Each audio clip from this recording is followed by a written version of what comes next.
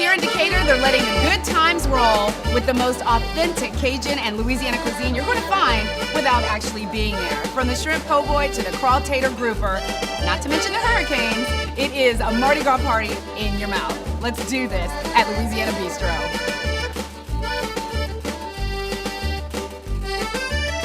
New Orleans' way of life is food is celebration. Everything centers around food and there's a party.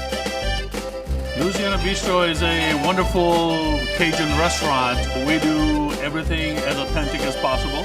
It's hard to imitate that culture outside New Orleans. But this place, I mean, I feel like I'm in New Orleans. They do it right with the sauce.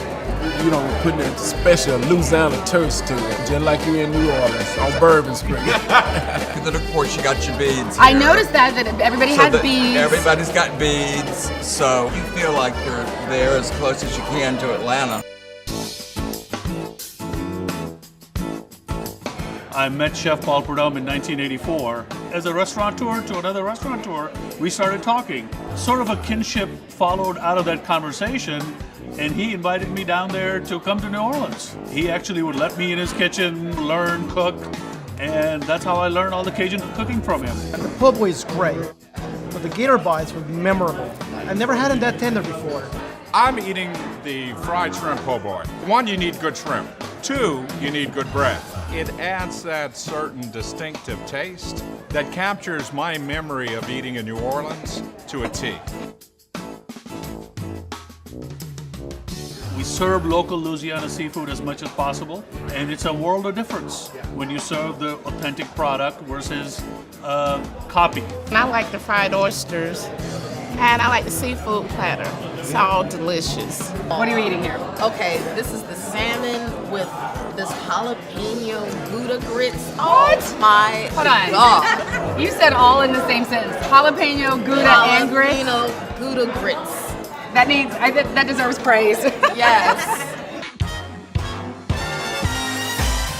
We are constantly at it all the time in how we improve, how we add more. We wanted to create a signature dish that was unique. This is the craw tater grouper. Yes, right? that's right. And Yeah. You've had this before? I have. I like it because it has potato chips as the coating. Duh. Who doesn't like right, that, right? Exactly.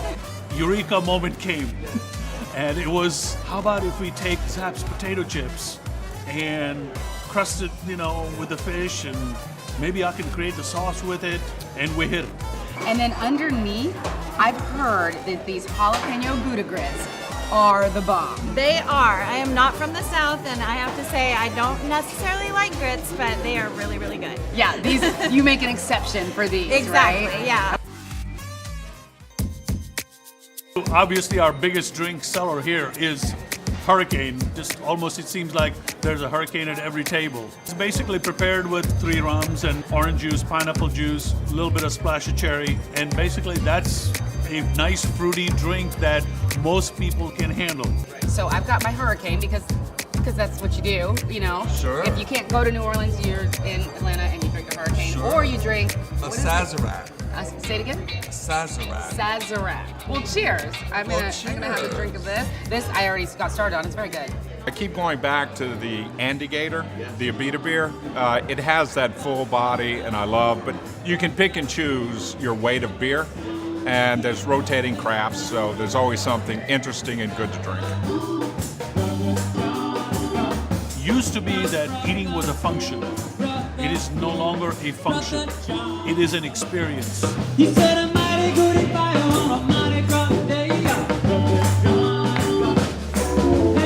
Atlanta is not a chain restaurant town.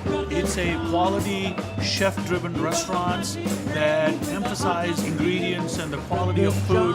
The gastronomic experience that you get in Atlanta, second to none right now. And I see it growing leaps and bounds over the next 10, 15, 20 years.